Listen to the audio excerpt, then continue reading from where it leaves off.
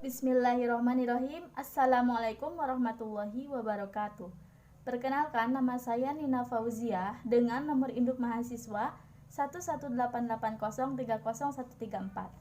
Saya kelas Sosiologi 5D. Di sini saya akan mempresentasikan tentang sistem produksi masyarakat industri.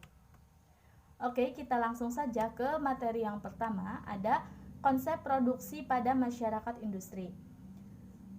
Nah, sebelum itu kita perlu mengetahui apa itu produksi.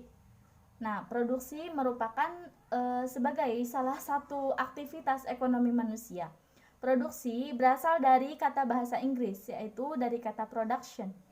Dalam Kamus Besar Bahasa Indonesia, produksi diartikan sebagai barang atau jasa yang dibuat atau ditambah gunanya atau nilainya dalam proses produksi dan menjadi hasil akhir dari proses produksi itu sendiri. Produksi akan berkaitan dengan proses yang dinamakan kerja.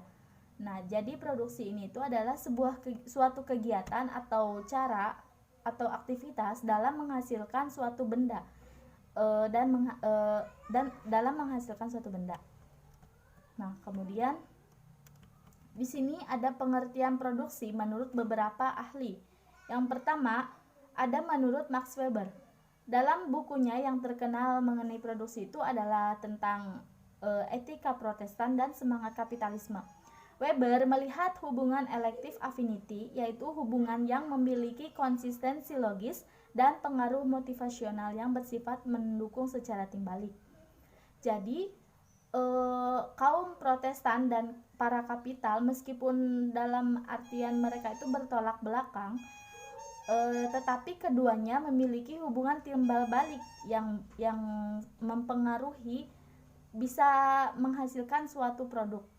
Nah, kemudian Emil Durkheim dalam bukunya berjudul The Division of Labor in Society, Durkheim menjelaskan bahwa teori perubahan sosial dan mendiskusikan dua tipe masyarakat yang terbagi menjadi masyarakat berdasarkan solidaritas mekanik dan masyarakat berdasarkan solidaritas organik.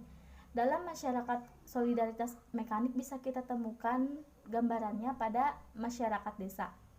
Kemudian solidaritas organik bisa kita temukan gambarannya di masyarakat kota. Selanjutnya ada pengertian produksi menurut Karl Marx. Menurut Karl Marx, manusia dianggap sebagai produsen melalui kerja yang dilakukannya hingga kemudian menghasilkan suatu produk. Nah, untuk selanjutnya, setelah kita memahami apa itu produksi menurut para ahli, di sini ada materi tentang fokus kajian sosiologi tentang produksi. Yang pertama ada kerja. Dalam ruang lingkupnya itu ada ideologi, nilai, sikap, motivasi, dan kepuasan. Yang kedua ada faktor produksi. Lingkupnya itu ada tanah, tenaga kerja, teknologi, kapital, dan organisasi. Yang ketiga ada pembagian kerja. Yang keempat hubungan-hubungan produksi. Kelima proses teknologis yang mencakup instrumen, pengetahuan, jaringan operasi, dan kepemilikan. Kemudian selanjutnya ada alienasi, teknologi dan kerja, dan pendidikan. Nah, selanjutnya di sini ada produksi dan sepanjang sejarah manusia. Nah, di sini menceritakan tentang perkembangan produksi itu sendiri dari awal mula masyarakat prakapitalis sampai pasca kapitalis. Yang pertama itu ada produksi pada masyarakat prakapitalis. Masyarakat prakapitalis adalah masyarakat dalam melakukan kegiatan ekonomi tidak ditujukan untuk pasar dan tidak untuk menghasilkan laba melalui pertukaran. Masyarakat prakapitalis itu berarti juga masyarakat praindustri. Nah, jadi mereka segala sesuatunya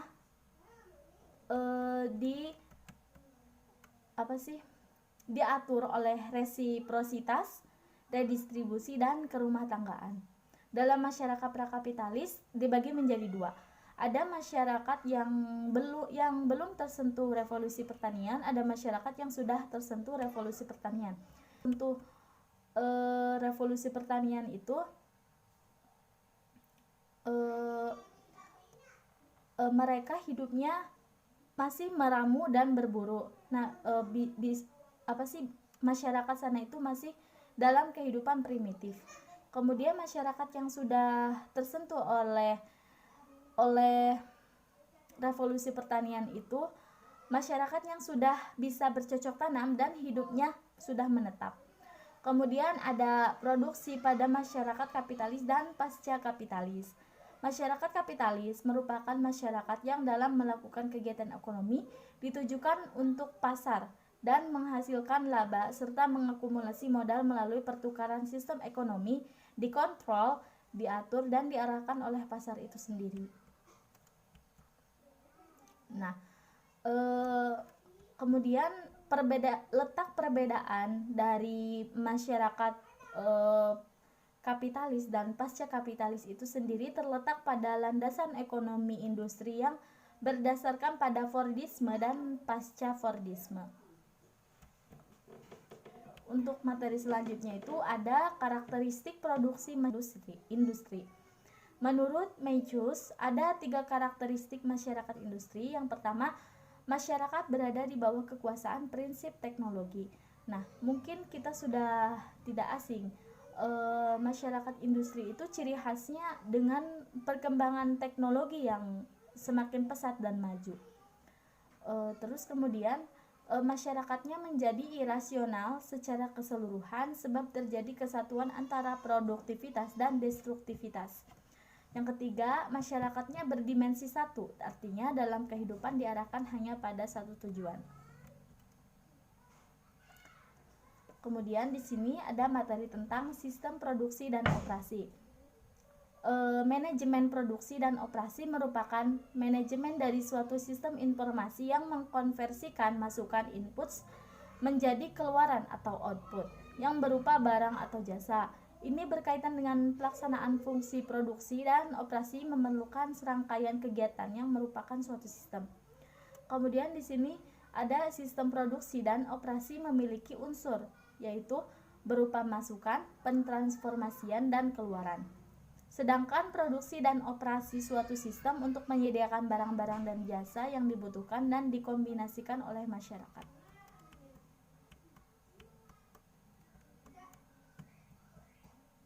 Nah, kemudian di sini materi selanjutnya ada proses produksi. Nah, proses adalah cara. Proses itu cara, metode, dan teknik bagaimana sesungguhnya sumber-sumber yang ada diubah untuk memperoleh sebuah hasil. Produksi adalah kegiatan untuk menciptakan atau menambah kegunaan suatu barang atau jasa dengan menggunakan sumber-sumber yang ada. Nah, di sini ada jenis-jenis proses produksi. Ada proses produksi secara terus-menerus atau continuous process, dan ada proses produksi terputus-putus, intermittent process. Nah, kemudian selanjutnya ada teori sistem produksi masyarakat industri. Sosiologi industri memiliki cakupan teori yang sangat luas, ya seperti yang kita tahu. Adapun 3 penyebab luasnya cakupan tersebut. Yang pertama, cakupan substansi yang dibahas di dalam sosiologi industri yang cukup luas. Kedua, adanya perbedaan pada tingkat analisis yang menghasilkan keragaman berbagai teori. Ketiga, karena teori-teori yang digunakan dalam sosiologi industri memiliki keragaman berdasarkan asal pemikirannya. Luasnya cakupan seluruh teori yang digunakan dalam analisis sosiologi industri itu dapat dikelompokkan ke dalam 3 kategori. Nah, di sini ada pun teori-teori yang dijelaskan dalam sosiologi industri, terutama dalam bidang produksi. Yang pertama ada sistem produksi primer.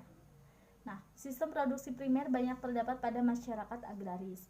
Biasanya terdiri dari suatu keluarga luas yang terdiri dari generasi pertama sampai generasi berikutnya. Kedudukan mereka dalam pekerjaan ditentukan oleh pertalian darah. Nah, jadi sistem produksi primer ini masih mencakup hal yang kecil, ya, masih cakupan hal kecil, belum pada yang bersifat makro. Kemudian yang kedua itu ada sistem produksi gilda. Sistem pertanian gilda berukuran lebih kecil dari sistem produksi primer, di mana merupakan sarana pelarian bagi petani karena berbagai alasan. Namun pada prinsipnya petani yang datang gilda harus diterima dan biasanya mereka sudah memiliki keterampilan. Kemudian untuk selanjutnya ada sistem produksi putting out. Dengan banyaknya saudagar yang kaya raya serta semakin besar, kekayaan diperoleh dari perdagangan luar negeri, jarahan dari negara jajahan, monopoli perdagangan, serta hancurnya gilda di dalam koloni. Kemudian selanjutnya ada sistem produksi pabrik. Nah, sistem produksi pabrik muncul seiring dengan munculnya industri. Begitu juga dengan penemuan mesin-mesin memudahkan pekerjaan bagi manusia sehingga terjadi efisiensi biaya dan tenaga manusia serta semakin meningkatnya kualitas produksi. Nah, mungkin cukup sekian presentasi yang dapat saya sampaikan. Kurang lebihnya mohon maaf. Billahi taufiq wal hidayah. Wassalamualaikum warahmatullahi wabarakatuh.